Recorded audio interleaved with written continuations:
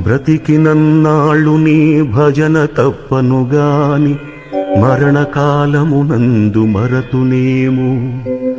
ఆ వేళ యమదూతలాగ్రహంబున వచ్చి ప్రాణముల్ పెకలించి పట్టునప్పుడు కఫవాత పైత్యముల్ కపగా భ్రమచేత కంపముద్భవమంది కష్టపడుచు నా జిహ్వతో నిన్ను నారాయణాయల్చు పిలుతును శ్రమచేత పిలువలేను.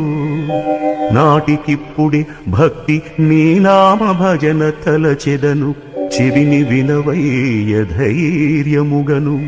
భూషణ వికాస శ్రీధర్మపుర నివాస దుష్ట సంహార నరసింహ దురిత దూరా